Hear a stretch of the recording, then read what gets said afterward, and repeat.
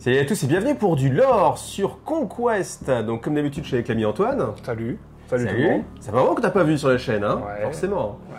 Donc le principe, on va vous présenter les city-states en français, les... Cité-État. Voilà, c'est dur comme trop. Heureusement que t'étais là, parce que moi j'aurais Traduction, je suis assez fort en traduction. J'aurais du mal.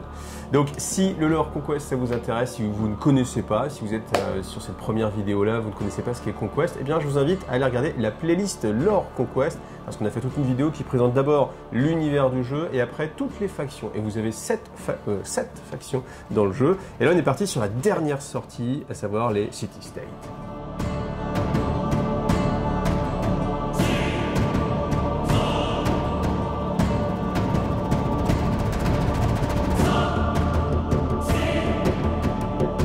Pour les cités-États, il faut d'autant plus avoir vu les vidéos précédentes parce qu'ils ont un lore qui va être incompréhensible si vous n'avez pas suivi l'introduction générale à Conquest. Voilà, comme ça, t'as bien fait de la pub, on est bon.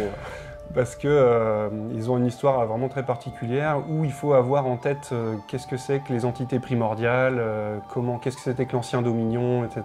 Bon, c'est assez cohérent. Quand on regarde une faction spéciale, si on n'a aucune idée de l'univers global, ni des interactions avec les autres peuples, ça peut être compliqué. Ouais, et encore plus pour eux, ils sont issus de l'ancien Dominion qui était l'Empire des Humains. Et c'est des successeurs de l'Empire, mais alors complètement différents des 100 royaumes, qui eux aussi eux, ont été fondés par des colonnes de réfugiés. Les cités-États, en fait, c'est issu d'un exode organisé et planifié et structuré, en fait, organisé par une personne clé dans l'histoire dont je vais vous parler, qui a eu comme projet de sauver tout ce qui pouvait l'être de l'Empire comment dire, rayonnant qu'était le Dominion à l'époque. Ok, donc c'est avant la chute de Dominion justement. Ouais, ça commence pendant la période de la chute qui est longue, et au moment où ça commence à être vraiment... ils sentent venir la catastrophe. Donc c'est un peu l'arche de Noé. Ouais, exactement, il y a un côté comme ça, et donc il y a eu deux stratégies complètement différentes. L'institution la plus puissante dans l'ancien Dominion, il y avait donc Aslia, le dieu tout-puissant, et sinon l'institution la plus puissante c'était le collège des mages, le collège des sorciers. Et les deux plus puissants sorciers du Dominion, c'était Anaxandre et Platon. Anaxandre va être le fondateur des rois sorciers, qui sera l'armée qui sortira l'année prochaine. Et Platon, c'est le fondateur des cités-États. Ils ont deux idées complètement différentes. Anaxandre, c'est lui qui s'est dit, moi avec les autres sorciers, on va faire un rituel pour tuer Aslia, et c'est ça qu'entraîne la chute finale, la catastrophe complète.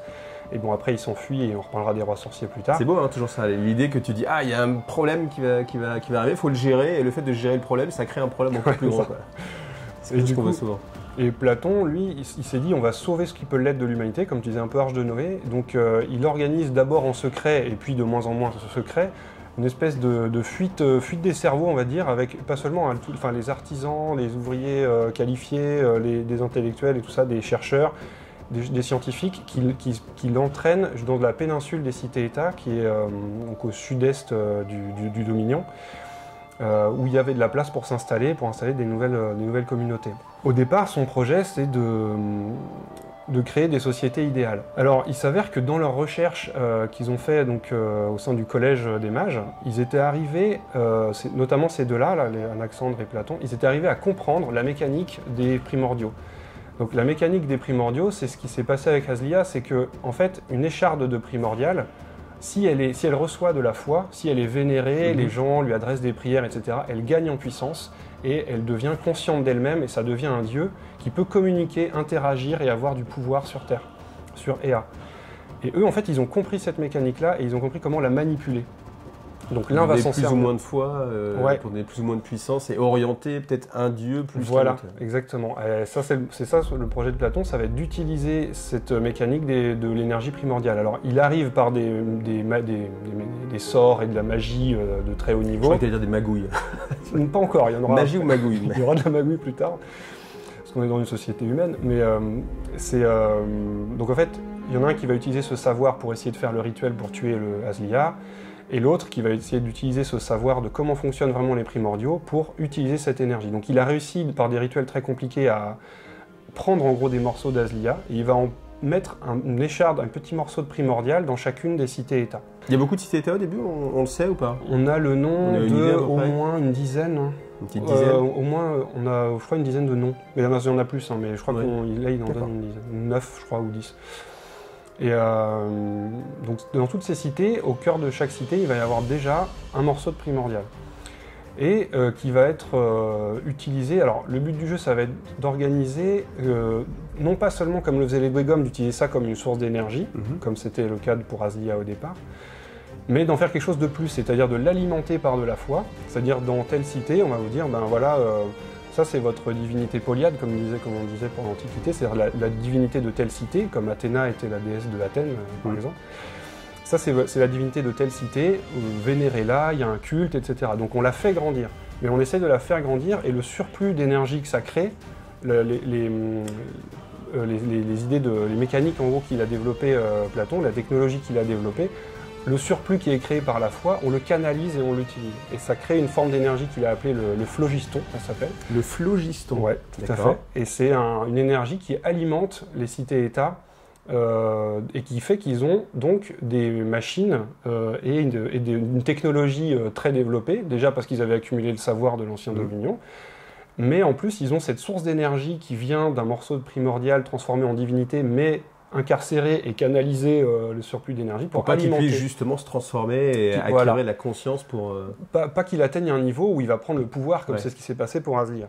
Pour réussir à surveiller les cités et en même temps les diriger de manière avec sagesse et tout ça, Platon il utilise un autre rituel, un autre sort complètement tordu, c'est celui de diviser son âme en plusieurs morceaux.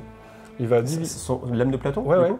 Il divise son âme en plusieurs morceaux pour en fait se répartir dans des personnes qui vont être les conseillers. Ça va former une entité qui s'appelle les Scholae. Dans chaque cité-État, il y a une Scholae qui est composée de personnes qui ont reçu un morceau de l'âme de Platon.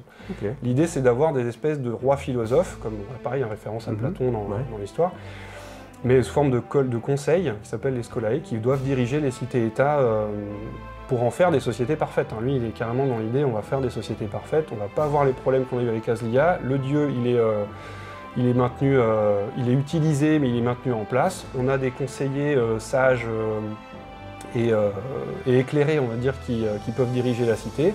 Et on a une puissance technologique qui n'existait pas avant. C'est vraiment les sociétés les plus technologiques de l'époque. Ah, je peux vous poser une question hyper technique.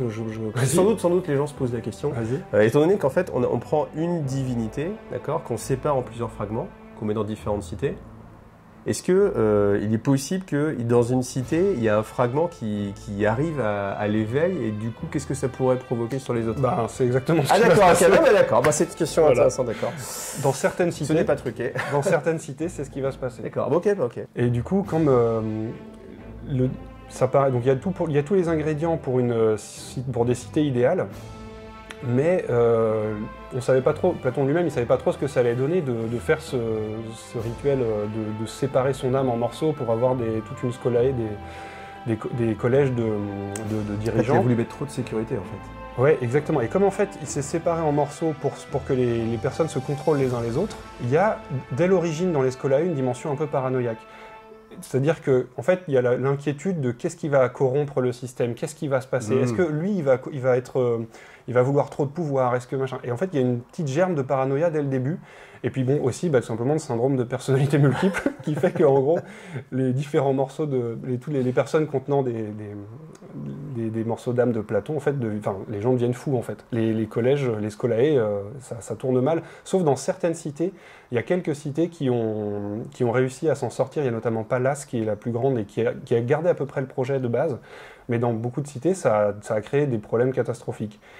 Ça me rappelle un peu Umbrella Academy, quand tu te rends compte toi-même, tu commences à avoir des problèmes et tu finis par avoir envie de te tuer. Je pense qu'il y a ce système-là. Ouais. C'est un peu de ça. Et du coup, le fait qu'il y ait eu une crise du collège dirigeant des Scholae, ça a plongé beaucoup de cités dans des énormes crises de tous ordres, politiques, économiques, etc. Et donc il y a certaines cités qui s'en sont sorties, comme je disais. Elles ont été jusqu'à se faire la guerre, en fait? Ouais, carrément. Ouais, elles se sont entretuées.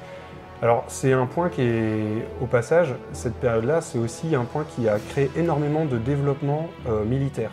Si en fait il y a une telle capacité d'organisation militaire, une science tactique et stratégique ultra développée dans les cités-États, des unités hyper entraînées, etc., c'est aussi lié à cette époque où en fait du fait que les cités ont commencé à s'entretuer, elles ont chacune développé des soldats à moitié humains, à moitié mécaniques. Alors tu parles militaire, mais du coup militaire, nous on a vu en fait avec les figurines qu'il n'y avait pas que des humains en fait, il y avait aussi des minotaures, peut-être d'autres choses plus tard après, j'ai pas encore bien vu le... Ouais, dans la société, tout ça en fait. Dans la société, dans les cités-États, il y a des minotaures, des faunes, des satyres, tout ça dont on verra les figurines plus tard aussi, les créatures de la mythologie grecque qui sont là parce qu'en fait, ça vient de l'histoire du Dominion, il y avait les spires qui leur avaient fait des cadeaux aux humains, donc c'était des cadeaux... On avait déjà parlé dans la vidéo sur les spires. Donc c'était des cadeaux empoisonnés, c'était pour les rendre dépendants en fait, que du coup ces créatures-là s'occupaient des tâches difficiles, les ouvriers agricoles, c'était des producteurs, etc. Et en fait, à une époque dans le Dominion, ils ont commencé à faire des massacres contre le troupeau, ça s'appelle en fait, ces créatures-là, en les accusant d'être responsables de la crise, etc. Et du coup... C'est marrant comme ça se rapproche et de l'histoire antique et de l'histoire certaines choses plus modernes. Ouais. Plus modernes, ouais. Et en fait, dans les cités-États, le choix de Platon, ça a été d'accueillir les membres du troupeau, en se disant, ça va être des citoyens en fait. D'accord. Ouais. Ça va être des à part entière. En fait. Respect des créatures vivantes et douées d'intelligence. Donc ils ont en fait récupéré pas mal de membres du troupeau. Donc ils ont toutes ces créatures-là qui vivent chez eux et dont alors, maintenant ça dépend des cités, mais au départ l'idée c'était qu'ils étaient vraiment accueillis à part égale des humains.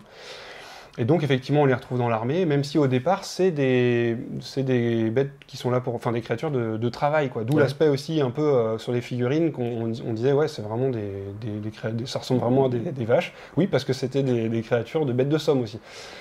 Donc évidemment ils sont un peu moins égaux que les autres, on y reviendra, mais ils sont quand même accueillis dans les cités-États quoi.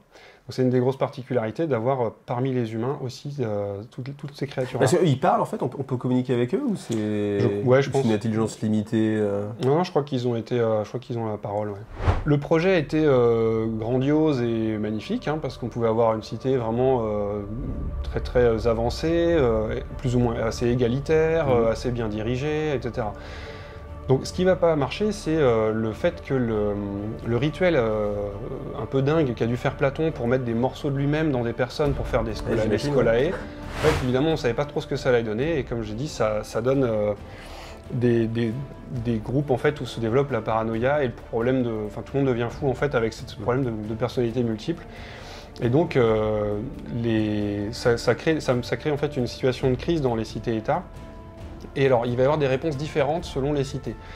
Il y en a où en fait la population va se rebeller, ça va être un chemin vraiment politique. La population va attaquer les scolae, mettre fin au règne des conseillers philosophes rois, en prenant le pouvoir tout simplement. Okay. Alors c'est des États qu'on va appeler les États populistes.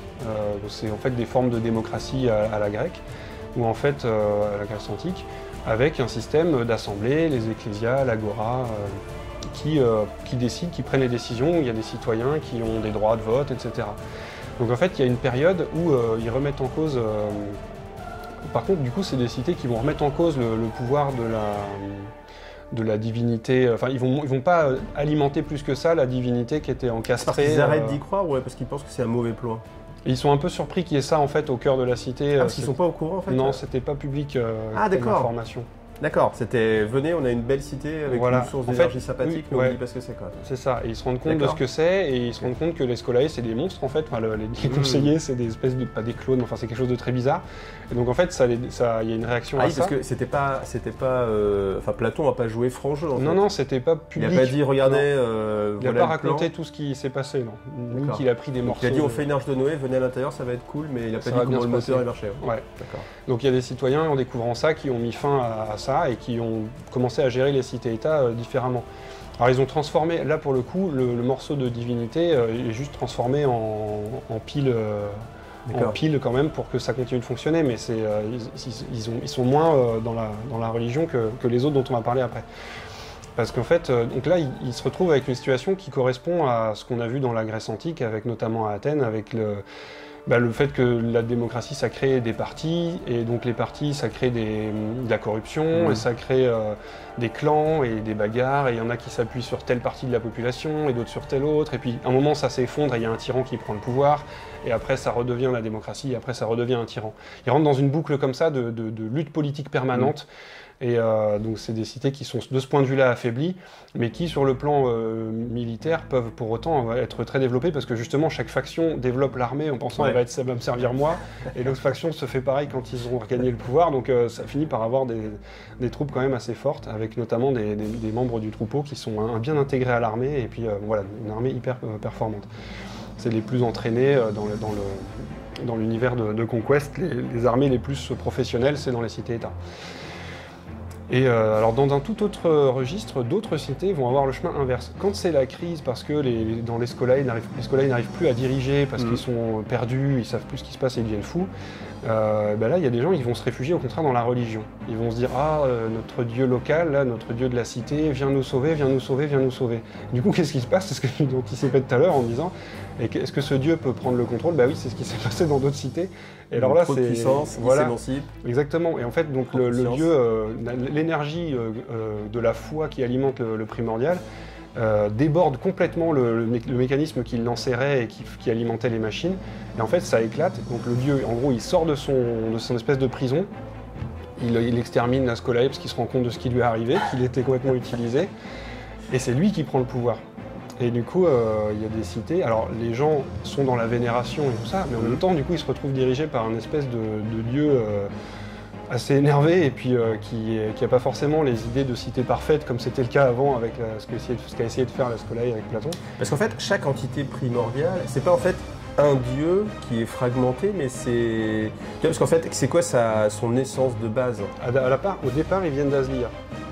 Mais du coup, chaque fragment en fait peut avoir sa propre existence et sa propre évolution. En fait. Et sa coloration, parce que c'est comme dans l'histoire des dieux. Alors Aslia c'est le plus important et le plus connu, mais dans les autres dieux dont on a moins parlé, mais il y avait aussi Cléon ou la mer, c'est des dieux qui ont en fait, selon le type d'aspiration des humains, ils avaient une coloration différente. Cléon c'était le dieu des guerriers, etc.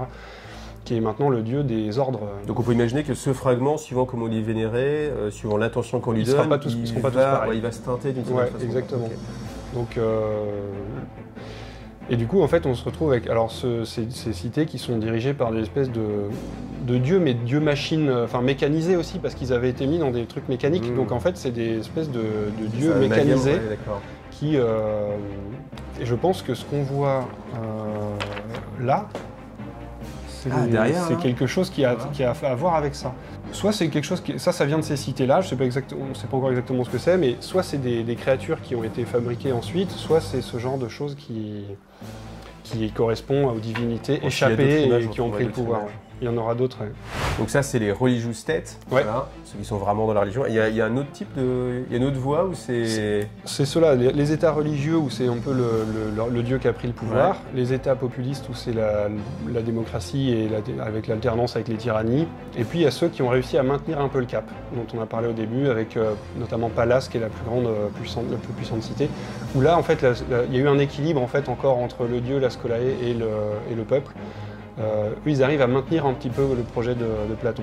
Mais Platon, du coup, il existe encore en tant qu'une entité unique, ou alors il s'est vraiment fragmenté et son corps, en fait, il est devenu quoi? On le sait, ça? J'ai pas... Soit j'ai pas compris, soit on le sait pas. Ça reste dans les... on sait qu'on comprend qu'il s'est réparti dans des personnes et... Je crois que c'est ça. Parce qu'après, il n'y a pas genre un Platon qui dirige par exemple Pallas, et puis après des sous-Platons... Non, je crois pas. Voilà. Alors après, en termes de leur histoire récente dans l'univers, en fait, ils ont passé pas mal de temps à s'entretuer, mais d'un certain côté, ça les a rendus plus forts. Et après, ils ont des interactions avec tout le monde, parce que l'ancien Dominion se rapproche, ça on a bien compris qu'ils se rapprochent, donc il y a des guerres entre les cités-États et l'ancien Dominion. Il y a des Wadrun qui les attaquent, par exemple ils ont eu affaire à un pirate, un ancien dirigeant Wadrun qui est devenu un chef pirate et ils se battent contre lui, ils le pourchassent. Dans l'histoire ils sont arrivés même justement sur le continent des rois sorciers, etc. Il y a des bagarres avec les 100 royaumes depuis très longtemps parce qu'ils ont toute une zone frontalière, les cités-États et les 100 royaumes. Il y a des Nords qui font des raids là-bas, c'est un peu le thème de la V2, c'est des Nords qui viennent attaquer, piller, et ils tombent sur des cités-États très organisées et très bien défendues. Et ils ont des interactions aussi avec les spires, parce qu'il y en a dans leur pays, et des forteresses d'Ouegom, il n'y en a pas loin non plus. Donc ils ont besoin à faire aussi avec toutes les factions environnantes. Est-ce qu'ils sont plutôt belliqueux en mode on va gagner du territoire, des choses comme ça, ou alors en fait ils veulent juste vivre leur vie et finalement on vient les embêter? Alors au départ c'est un peu on vient les embêter. C'est un peu réducteur, je le reconnais. Au départ c'est un peu on vient les embêter, mais dans le trailer sur la V2, ils disent en gros, bon maintenant on en a marre, on part à la conquête quoi. Donc on a l'impression qu'ils vont être beaucoup plus actifs ils vont essayer plus de s'étendre. D'où plus d'interaction, d'où plus de justification pour les parties. Exactement, et voilà, il y a tout ce qu'il faut. Ouais. Et après, en termes de jeu, on retrouve le côté très entraîné et très développé technologiquement des cités-États dans différentes choses. Par Quel exemple, est ton métier? Bon, tout le monde y a pensé évidemment, forcément. Si vous êtes tenté par les cités-États, c'est parce que vous avez vu 300 comme tout le monde. Si vous n'avez pas vu, je vous encourage vraiment à aller regarder ce magnifique film. Il y en a plusieurs d'ailleurs, il y en a 2. Et puis voilà, ça, je pense qu'on a ce côté-là, plus le côté, oui, voilà, Athènes. Et ils ont donc une dimension vraiment justement spartiate au sens très organisé militairement. Et donc en termes de jeu, vous allez pouvoir modifier votre pile de commandement. Normalement, on a une pile de commandement assez rigide, avec toujours des petites astuces de temps en temps, notamment chez les Wadroun, mais là, vous allez carrément faire une pile parallèle que vous pourrez faire intervenir pendant le jeu pour complètement... à vous de, c'est pas forcément facile, mais c'est ça peut être hyper puissant pour prendre l'ascendant tactique. Et on aura des unités qui sont hyper défensives parce que ça, historiquement, ça correspond aux phalanges, etc. Et puis c'était effectivement des cités qui étaient là pour se défendre, pour se protéger, pour survivre pendant un certain temps. Et on a l'aspect donc hyper technologique de cette armée dans le fait que vous avez des bonhommes qui ont des morceaux mécaniques, qui sont même les géants, il y en a qui ont des morceaux mécaniques, où là on a carrément un mélange de dieux et de mécanique sous les formes des géants, et ça fait penser aux divinités qu'il y a au cœur des cités. Et il y a aussi, donc dans leur armée, on retrouve des créatures. Donc pour l'instant on a vu les Minotaures, mais il y en aura d'autres. Il y aura des créatures, puisqu'ils font partie de la société des cités-États, et donc on peut aussi combattre. Et donc on voit le fait qu'il y a une alliance entre les humains et les créatures, dans le fait que c'est une originalité de cette armée, on peut mélanger un Minotaure qui a format brute dans des phalangites par exemple ou dans d'autres unités, et mélanger avec les humains, et ça c'est pareil, ça représente le côté la société particulière des cités. On peut imaginer qu'après à chaque nouveau type en fait de créature, on va pouvoir en prendre un, le mettre dans un type de régiment. C'est possible, pour montrer ce côté. Donc il y aura une flexibilité, enfin encore plus de choix tactiques que dans d'autres armées, et une flexibilité comme ça entre une interaction entre humains et créatures qu'il n'y aura pas forcément ailleurs. Donc l'armée, évidemment, elle vient juste de sortir. Donc pour l'instant, on n'a que quelques unités. Alors c'est la dernière sortie, donc forcément ça veut dire moins de choses, mais ça va s'étoffer au fur et à mesure du temps. Et donc du coup, la prochaine sortie, ce sera justement les rois sorciers. Ouais, d'accord. L'année prochaine. Ouais, les rois sorciers pour qu'on a voté. Bien joué les gars, tous ceux qui avaient voté. Ouais. Qui sont donc tous ceux qui sont fait aguicher par la sorcière là. L'autre partie les mages les plus puissants du hall de Minion qui sont partis. La deuxième moitié, ce sera les rois sorciers, ce sera pour bientôt. Ok. Voilà, écoute, merci Antoine. Merci pour ton de lore. J'espère que ça vous a plu. Merci à Power Bloom de soutenir le lore aussi bien, parce que c'est vrai qu'on sent qu'il y a vraiment beaucoup de boulot en fait dessus. C'est pas juste quelque chose qui est venu calquer en fait pour donner juste, on va dire, une trame narrative. Tu vois, vous avez des jeux, vous avez un système qui est bien, puis après ils se disent bon, faut trouver un contexte. Ouais, non, là, on sent vraiment que c'est pas du tout le cas dans tout le lore. Ouais, c'est très élaboré, c'est assez profond. Et puis après, il y a une sorte d'actualité aussi avec le Living World, où en ce moment il y a souvent des articles et puis des choses qui se passent. Et il y en a pas mal qui sont sortis sur les cités-États récemment pour nous donner un peu plus d'infos. Et c'est vrai que vous pouvez prendre part justement à ce lore-là, parce qu'en fait il y a plusieurs pistes, et vous pouvez voter sur le site de Parabellum, dans justement ce qu'on appelle le Living World, et vous avez en fait des votes comme ça pour dire, on imagine que cette bataille a été gagnée, on imagine que cette bataille a été perdue, et ce qui va influencer justement la trame narrative du jeu. Donc voilà, c'est très cool. Voilà. Donc merci encore. Si ça vous a plu, comme d'habitude, vous likez et puis vous partagez, surtout c'est important. Vous avez les codes promo IGTV qui vous permettent d'avoir des remises si vous avez envie de vous lancer avec les City State. Et puis on se retrouve dans une prochaine vidéo. Yes, à bientôt. À bientôt. Salut à tous.